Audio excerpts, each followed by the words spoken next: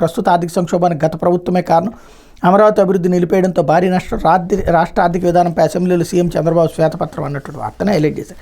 అయితే చెన్నై మైసూర్ మధ్య హైస్పీడ్ రైలు, చిత్తూరు మీదుగా పరుగులు, 463 కిలోమీటర్ల మేర హైస్పీడ్ రైలు కారిడార్ ఏర్పాటు కేంద్ర నిర్ణయం.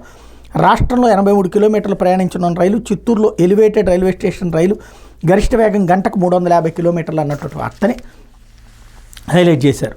లేకపోతే వచ్చే ఏడాది 4 ఎమ్మెల్సీ స్థానాలకు ఎన్నిక, 2 గ్రాడ్యుయేట్ 2 టీచర్ల ఎమ్మెల్సీ స్థానాలు. వచ్చే ఏడాది 2 గ్రాడ్యుయేట్ 2 టీచర్ల ఎమ్మెల్సీ స్థానాల ఎన్నికలకు కేంద్ర ఎన్నికల సంఘం రంగం సిద్ధం చేస్తుంది. తూర్పు పశ్చిమ గోదావరి గ్రాడ్యుయేట్స్ నుంచి ఎంపికైన ఇళ్ల వెంకటేశ్వరరావు, కృష్ణా గుంటూరు గ్రాడ్యుయేట్స్ నుంచి ఎన్నికైన కేఎస్ లక్ష్మణరావు, శ్రీకాకుళం విజయనగరం విశాఖ టీచర్ల నియోజకవర్గం నుంచి ఎంపికైన పి రవివర్మ పదవీకాల పరిమితి మార్చి 29, 2025తో ముగినుంది. అదేవిధంగా ఇప్పటికే ఖాళీగా ఉన్న తూర్పు పశ్చిమ గోదావరి టీచర్ నియోజకవర్గ ఎన్నికలు ఒకేసారి నిర్వహించనుంది. ఇందుకోసం కొత్త ఓటర్ల జాబితా తయారీకి సంబంధించిన షెడ్యూల్ను రాష్ట్ర ప్రధాన ఎన్నికల అధికారి వివేక్ యాదవ్ శుక్రవారం విడుదల చేశారు. గ్రాడ్యుయేట్ టీచర్ల నియోజకవర్గాల్లో కొత్త ఓటర్ల నమోదుకు సంబంధించి సెప్టెంబర్ 30న పబ్లిక్ నోటీస్ జారీ చేయడం ద్వారా ఓటర్ల నమోదు ప్రక్రియ మొదలుపెట్టి డిసెంబర్ 30వ తేదీ నాటికి తుది ఓటర్ల జాబితా ప్రకటించనున్నట్టు చెప్పారన్నటువంటి వార్తని హైలైట్ చేశారు. ఈ 4 తెలుగుదేశం, జనసేన, బీజేపీ కూటమికి అవకాశం ఉంటుంది.